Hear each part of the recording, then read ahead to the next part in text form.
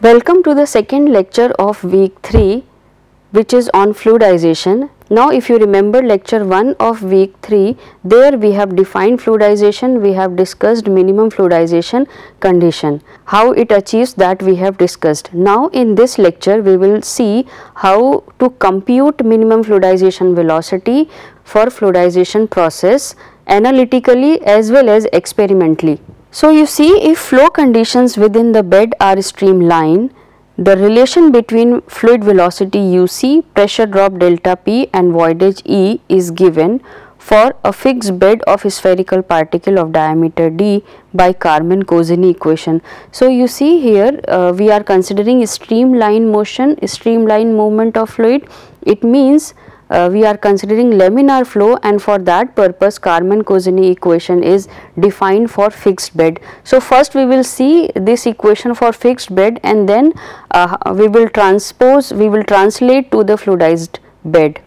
So for fixed bed, the Karman-Kozeny equation is this: uc is equal to 0.0055 E cube 1 minus E whole square, pressure drop, that is delta p, d square by mu L.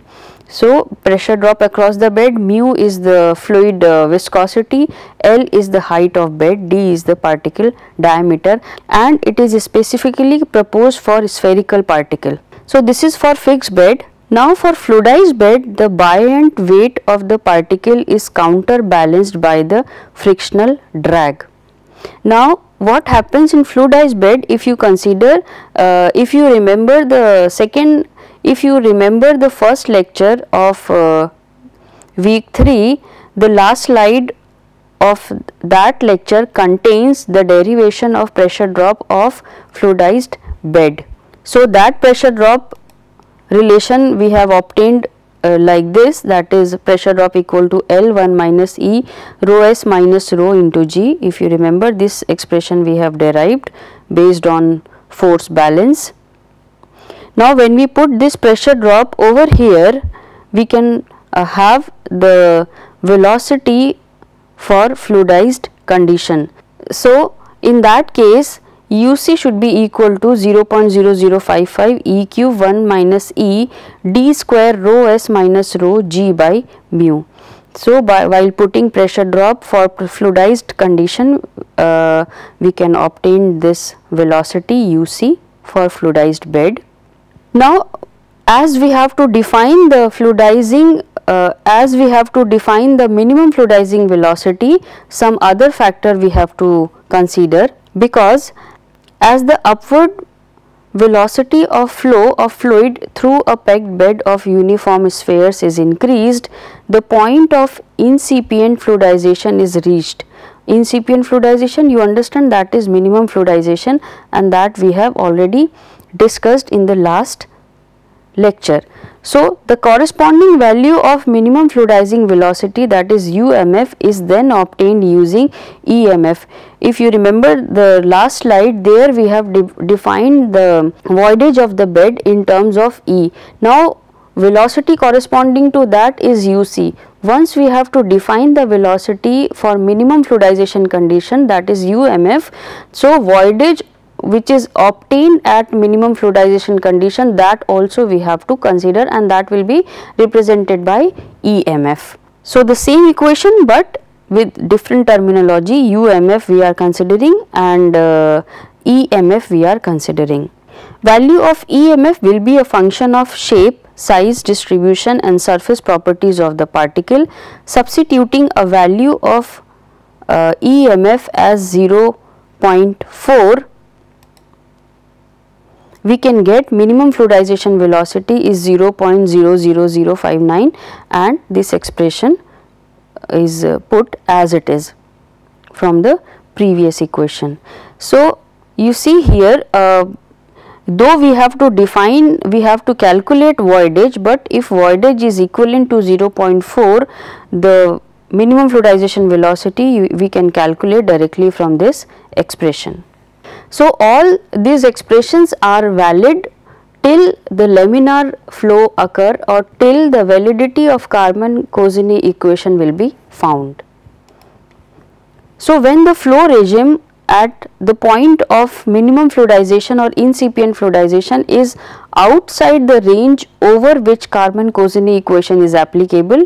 Like if flow is not streamlined, it is necessary to use one of the more general equation for pressure gradient in the bed, such as Argand's equation. So when we see the Argand's equation, it is denoting the pressure drop across the bed, and the whole equation is like this, where d is the diameter of the sphere with the same volume and same area ratio as the particle. So diameter should be equal to the diameter of a sphere having same volume and same surface area as the particle. Substituting E equal to EMF at minimum fluidization condition and velocity UMF we will put over here. So and pressure drop condition, pressure drop expression we will consider for pressure drop we have defined for fluidizing condition. All these expression we will put over here. So this is the expression for Argand's equation when minimum fluidization condition will be achieved. Now we will multiply both side of Argand's equation at minimum fluidization condition by this factor, that is rho d cube by mu square 1 minus EMF.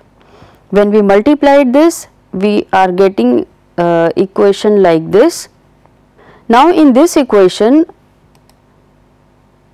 here if you consider this particular expression, this is resembling to or this is equal to Galileo number.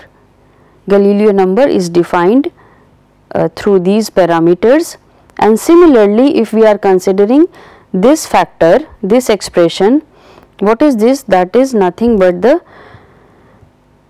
Reynolds number at minimum fluidization condition. So because here we have minimum fluidization velocity, so accordingly Reynolds number would be at minimum fluidization condition. So what we are doing here is we are converting whole Argand's equation at minimum fluidization condition in dimensionless form. So final equation should be GA, that is Galileo number, equal to 150 1 minus EMF by EMF square, that is already dimensionless, and here we have Reynolds number, and this parameter, this factor we have kept as it is, and further this factor will be equal to Reynolds number square at minimum fluidization condition. So you see it is in terms of dimensionless groups. For typical value of EMF is equal to 0.4, Galileo number should be like this 1406, Reynolds number at minimum fluidization condition plus 27.3 Reynolds number square at minimum fluidization condition. So this final equation we can obtain at EMF equal to 0.4. Once we solve this, we can get Reynolds number 25.7 and whole expression is shown like this. Similarly for voidage 0.45, Reynolds number we can find by this, obtained by this equation. Now once we have the Reynolds number at minimum fluidization condition, that we have already seen how we can get that for streamline flow and for non-streamline flow also. Once we have this Reynolds number value, we can calculate the minimum fluidization velocity through this. So by this way we can calculate minimum fluidization velocity analytically, but this is specifically used for spherical particles. Now how we can calculate minimum fluidization velocity experimentally? The minimum fluidizing velocity UMF may be determined experimentally by measuring the pressure drop across a bed for both increasing and decreasing velocity and plotting the results. So what happens, we can carry out fluidization experiment, and we have to note down the data of pressure drop as well as velocity. And that pressure drop and velocity data we can draw in the graph as shown over here. So first of all we draw this graph for increasing velocity, and then for decreasing velocity we can observe this nature of the graph. So the two best straight lines are then drawn through an experimental point, and the velocity at which their point of intersection is taken as the minimum fluidizing velocity. So how we can calculate minimum fluidizing velocity is, this is one straight line, this is another straight line. If we join these two lines, this should be the intercept. So that intercept is resembling to minimum fluidizing velocity. So in this way we can calculate minimum fluidization velocity experimentally. So till now we have seen the minimum fluidization velocity expressions for spherical particle only, but in general particle carry different shapes. So how we can consider different shapes of the particle to compute minimum fluidization velocity or minimum fluidizing velocity. For this, Wen and Yu examined the relationship between voidage at minimum fluidizing velocity, that is EMF, and particle shape phi s.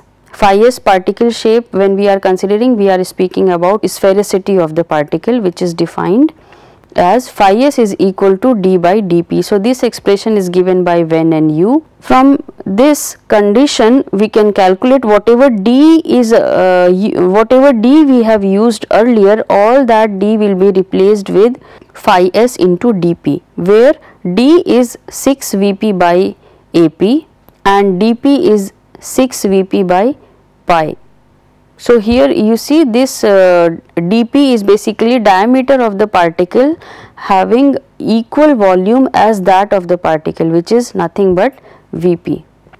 In practice, the particle size d can be determined only by measuring both volumes like Vp and areas Ap of the particles. So once we know Vp as well as area Ap, then only we can define diameter d, as we can see from this equation. Since this operation involves somewhat tedious experimental technique, because we have to observe two parameters for the characterizing, we have to observe two parameters to characterize the particle, it is more convenient to measure particle volume only and then work in terms of dp and the shape factor. So you see dp is only based on particle volume. So once we calculate the particle volume, we can define the particle diameter. It's not necessary to calculate or to obtain volume as well as area of the particle.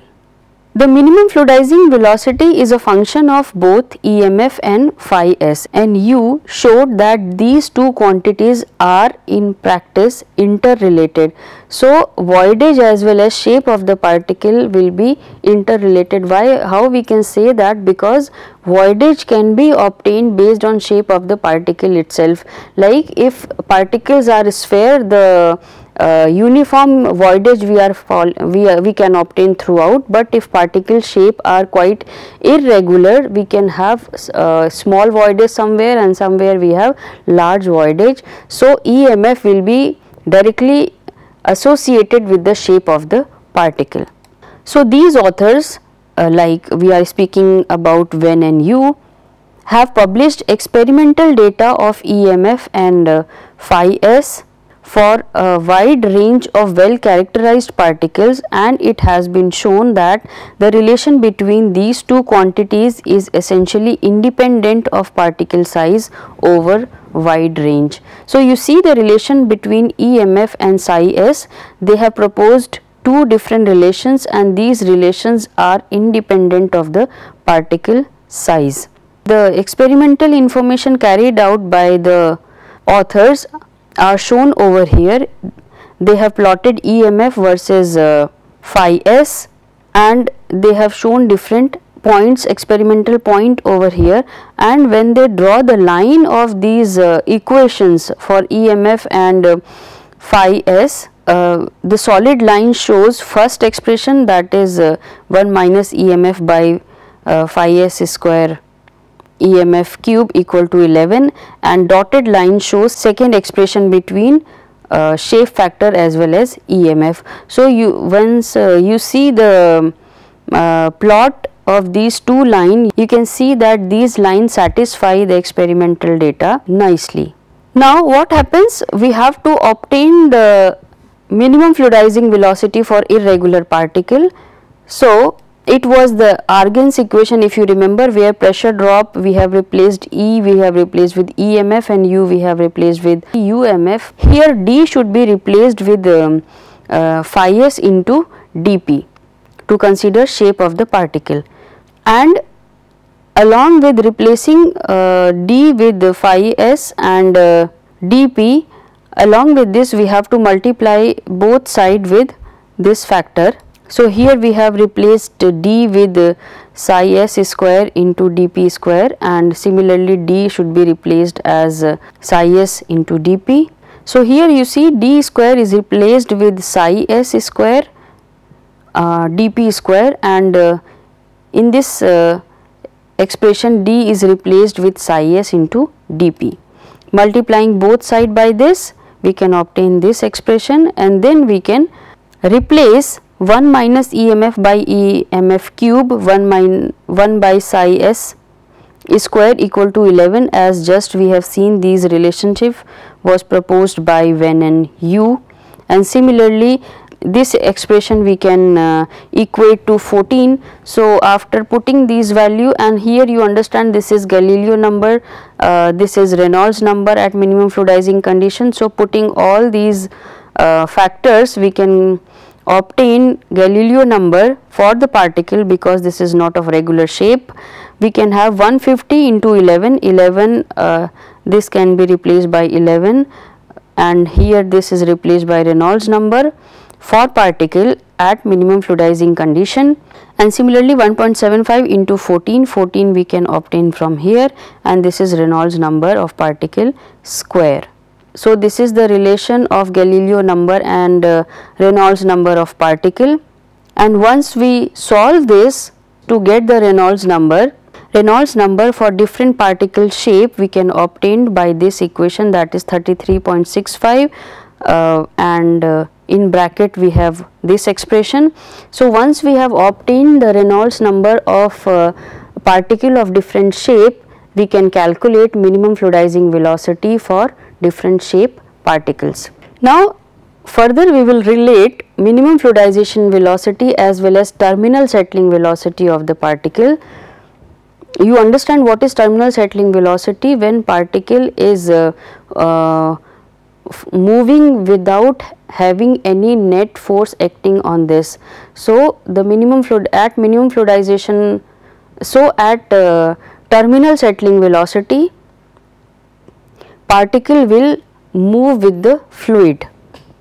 So minimum fluidizing velocity UMF may be expressed in terms of free falling velocity. So here first we should understand what is the difference between minimum fluidizing velocity and terminal settling velocity or terminal falling velocity. Minimum fluidizing velocity is obtained when fluid will start moving with the particle. It will start moving with the particle, and terminal falling velocity is that velocity where particle will be carried by the fluid. So you understand, at minimum fluidizing velocity particle will start moving, it will not be fluidized completely, but at terminal settling velocity particle will be carried out by the liquid, so it will be beyond fluidization condition. So minimum fluidizing velocity UMF may be expressed in terms of free falling velocity U naught of the particle in the fluid. The Argen's equation related to Galileo number and Reynolds number in terms of voidage for minimum fluidizing condition is this, that just we have seen. This is specifically for a spherical particle, and similarly when we have to correlate the particle Reynolds number at terminal falling velocity with Galileo number, we can obtain this particular relation, that is Reynolds number at terminal falling velocity equal to 2.33 Galileo number 0.018 minus 1.53 Galileo number minus 0.016 13.3. So derivation of this you can find in Richardson and Coulson volume 2. So here we have the graph. This is drawn between ratio Reynolds number at terminal falling velocity and Reynolds number at minimum fluidizing velocity that we have plotted.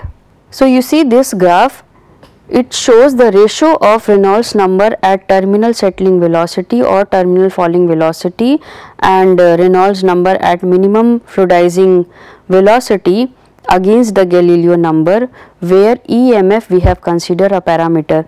So you see how this data we have obtained. For a given Reynolds number, we can calculate a Reynolds number at terminal falling velocity by this expression and Reynolds number at minimum fluidizing velocity using this expression, where EMF we have to put. So for same Galileo number, whatever Reynolds number at minimum fluidizing condition and at terminal falling condition we obtained, the ratio of this we can calculate and we can plot this data over this graph. So you see, different authors have already carried out the experiment, and then these curves satisfy the experimental data, and therefore the ratio of Reynolds number at terminal falling velocity and minimum fluidizing velocity can be related with the Galileo number using these curves. So here you can see, when Galileo number is very small, at that point the ratio of Reynolds number at terminal falling velocity and minimum fluidizing velocity is higher in comparison to Galileo number, in comparison to higher Galileo number. So here we have shown a relationship between Galileo number and Reynolds number at terminal falling velocity for different zones of Galileo number. At EMF equal to 0.4, that is minimum, that is voidage at minimum fluidizing condition 0.4, this relation we can obtain. Now for low value of Reynolds number, that is less than 0.003, low value of Reynolds number at minimum fluidizing condition, that is less than 0.003 and Galileo number less than 3.6. So once we have this, as Reynolds number is very small, this term we can neglect and we can calculate Reynolds number at minimum fluidizing condition using these two terms. So Reynolds number at minimum fluidizing condition is obtained as 0.000712 Galileo number, and similarly Reynolds number at terminal falling condition we can obtain by this, because here Galileo number is less than 3.6. So this condition we can obtain, this expression we can obtain. So ratio of these two will give value 78, which is the ratio of terminal settling velocity and minimum fluidizing velocity, because rest of the parameter becomes equal. Again for higher Reynolds number, that is Reynolds number at minimum fluidizing condition greater than 200 and Galileo number greater than 10⁵. So these are the expression for Reynolds number at two different condition, and the value is 9.1. So you see, at lesser Galileo number higher ratio is obtained, and for higher Galileo number lesser ratio is obtained. Therefore if we see these value, it shows that U naught by UMF is much larger for lower value of Galileo number generally obtained for a small particle than with high values. So for a smaller particle, the ratio of U naught and UMF is larger in comparison to large particle. For particulate fluidization with liquid, the theoretical range of fluidizing velocity is from a minimum of UMF to a maximum of U naught. So you see, for particulate fluidization, the velocity of fluid should be between UMF and U naught, that is lower and upper range of the fluid velocity in particulate fluidization. So here we have to summarize this lecture, and this summary consists of summary of lecture 1 and lecture 2 of week 3, and it goes as: fluidization is defined along with its type, fluidization characteristics are described, minimum fluidization velocity is defined and the effect of shape on it is discussed, and finally relation between minimum fluidization velocity and terminal settling velocity is discussed. Here we have the references, the basic books which I have referred. You can go through these books for further detailing, and that's all for now. Thank you.